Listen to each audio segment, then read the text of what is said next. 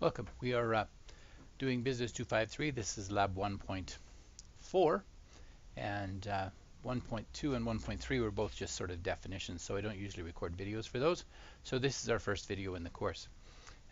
We are asked to calculate the income or loss given a list of revenues and expenses. Pretty straightforward. So first of all, we just start by calculating the total revenues, and by clicking in this cell, it'll open up the cell for us, and we can just type in all of the pieces of the revenue. And you'll notice we didn't start with a plus sign because you don't really need to. If you want it to be a negative result, you have to start with negative, but if you want a positive result, you just leave it blank and you start typing with the first number. And so that's all that we have to enter. If I hit the tab key, it automatically jumps to the next open cell, and I can put in the expenses now.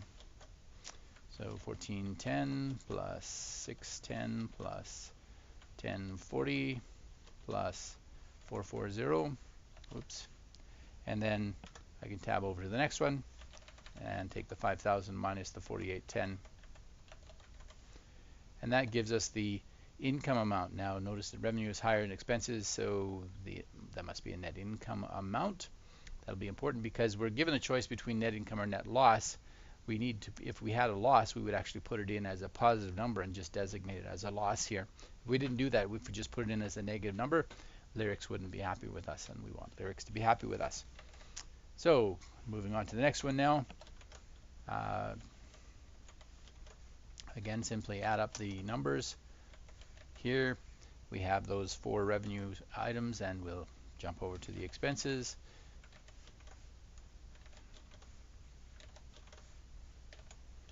And that's all there is, so we can jump over by tabbing to the next one.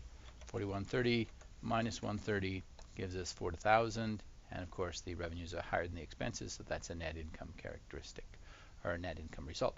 Next we go to the bottom one, and we don't have a lot of revenue here, but we have lots of expenses, so it doesn't look like we're going to be making money here, so probably a net loss. What do you think? Here we take the 430 and we subtract 1470, and that gives us a negative number. Of course, that was what I was concerned about, because we know that's a loss, but it's not a loss of minus 1040. So what we can do to change that is we go to the beginning and put in a minus and an opening bracket, and then at the end put in a closing bracket, and you can see that the sign changes to 1040. Let's see what Lyrics thought of that. Lyrics agrees. We've answered it correctly, so we are done.